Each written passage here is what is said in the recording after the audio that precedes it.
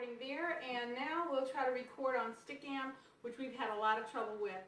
And this is why we've taken the embed from Now Live and put it on the CC the Huntress website, because Stickam keeps, like the server keeps screwing up or something with them.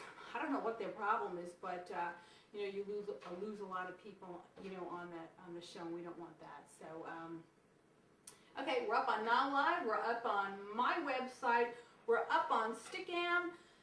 Wow, and a whole bunch of embeds. My name is CC Carole, and welcome to CC the Huntress Live.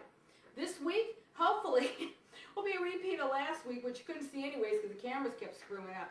But we're going to talk about Paranormal Fakers, and I did not have any music this week because there wasn't any music that could capture my mood when it comes to Paranormal Fakers. A couple thank yous. I want to thank Chris and Mike Baker and Shelly from CPR Radio, Crossroads Paranormal Radio. They have a great radio show every Sunday night at 8:30. You can go to their website, and I wrote it down so we won't make a mistake here. And their website is www.cprshow.com, and from there you can access their network, and their brand new network is called All Souls Paranormal Radio Network. This is their own network, up and coming, and it is fabulous. And you can access that by going to www.asprw.com. Now, last week I was just tuning into their show.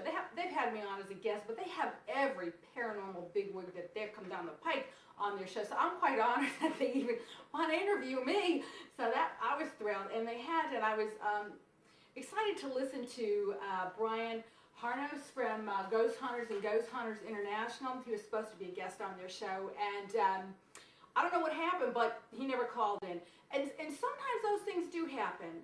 Things happen, but you can make a quick phone call or have somebody else make a phone call. But in the meantime, they graciously asked me to fill in, and fill in I did. I had a blast. I come up with a really cool idea. We are going to link up with Crossroads Paranormal Radio. I believe sometime in the spring. I'd like to do it, guys. And they are going to follow me live on the radio as I do a live ghost hunt. On camera, live and streaming. Interactive with you directing me. Yeah, that's right.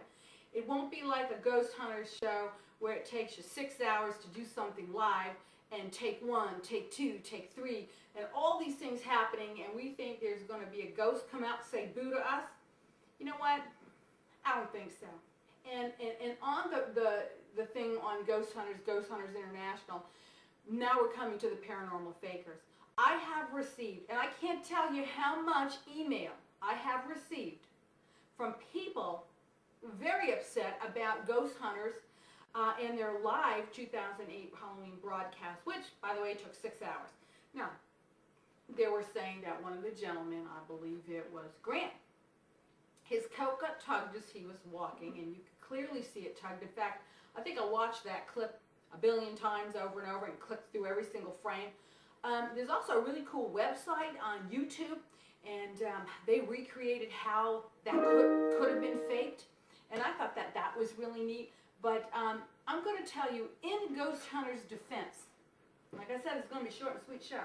In Ghost Hunters' defense of Grant and Jason and the crew, when you're filming for television, you got a lot of people there. When you're filming for national television, you have rules you have to adhere by. You have time frames you have to adhere by, and you cannot make a mistake. So when you see all of their footage of their mistakes, they don't want you to see that, but unfortunately YouTube captured it, so you know it's up there. But they have to go through a sequence of things to keep the show running smooth according to the networks. So anyone that's been involved in television realizes what these guys are going through. I do, because I've been in television for years, not just with my program CC the Huntress, but other programs too, whether it's filming the programs or hosting it in front of the camera. It is time consuming and lots of rules to adhere by, and union rules and everything else. So, in their defense, it just takes a long time, and it has to be timed precisionally, and if it's not, you just do it over again, and that's what people see. Now, as far as the jacket issue goes, there are many strange things that happen to people. All different things happen. Not always the same thing. I myself, going through a graveyard or doing just an investigation without cameras now, and I'm saying totally without cameras. I'm just doing this for kicks and giggles, just out there investigating, because I just love to do it. It's in my blood. I'm out there, and I can feel somebody grabbing my shoulder. Now, I don't know if my coat is depressed and you can see fingerprints or not. We're in the dark. I've been poked, I've been prodded, I've been tripped, I've been shoved. I've had my hair pulled, and a whole bunch of things. Wind gusts come up out of nowhere inside, like tunnels, where you're 2.5 miles in a tunnel, all of a sudden wind's coming out of nowhere. Strange things happen on ghost hunts and investigations. So in their defense, I'm not going to say it was fake.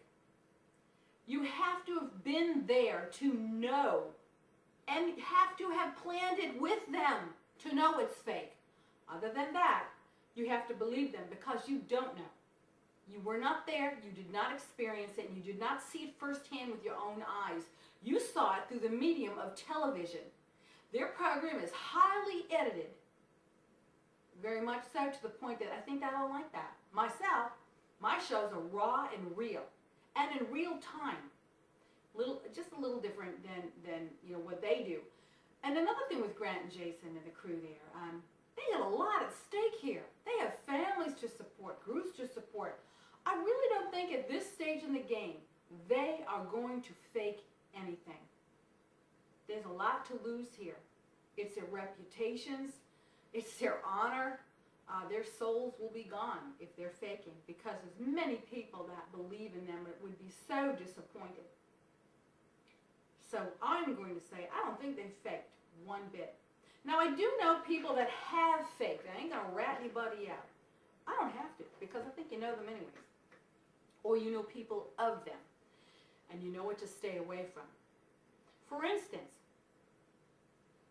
there may be a group of people that, host these like ghost hunts in a particular building online. Okay, that's cool. Maybe they get a discounted rate and they're able to, put a good program together and make some money. Isn't that the American spirit? Capitalism? But it's the same ghost shows up every single time. The same ghost attacks the same person every single time. You might have a psychic there, a psychic medium, that decides he or she is going to throw themselves on the floor and somebody's going to tackle them and this. It's like a dog and pony show. They just hope you don't come back, because that's what they're going to be doing next week. And you just gave them $65. I think you wasted your money. Those are the type of people that I fully believe are charlatans in this industry, and give reputable people like myself, well-researched people, highly educated people, a bad name. I'm not saying everybody in the paranormal industry has to be highly educated. Not by a long stretch, because most of the time you're born with this intuition and instinct, whether it's a psychic medium or a clairvoyant or just someone good at ghost investigation, because you're receptive to the spirit world.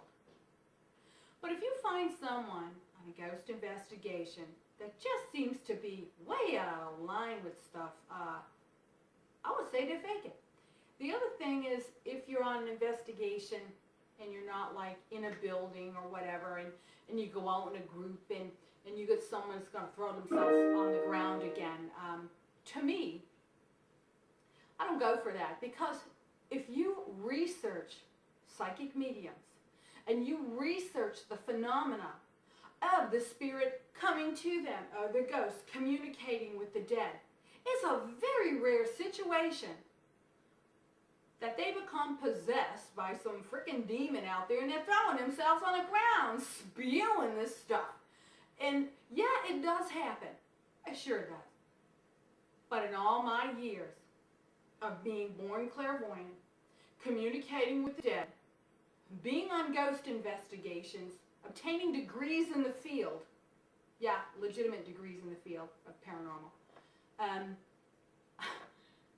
never come across anything that's attacked me. I believe I haven't because I come to heal the spirits. That's what Cece the Huntress does. She heals the spirits not only of the dead, but of the living as well. A lot of people say, well, you're just a dead spirit healer. Well, you know what? Death doesn't always end suffering. Not only for the dead, but not only for the living. Our souls need to be healed. Doesn't mean we can take all the pain and ills away in this world, but we can heal the spirit. Now, when I do my ghost shows and my investigations, I'm very, very well researched. I know exactly what had happened at that location. I take it back gazoodles of years, right to the beginning. I trace down every rumor, folklore, in every historical document I can get my hands on. And at that point, I apply science to it, factual, documented science, when it comes to my equipment. The other thing I do at the end is based on all my information, I come up with a special healing, not a general one that we use on every show, because that's generic. We need something well-researched and that you can find in biblical research and in spiritual research. You can find the applications that I use.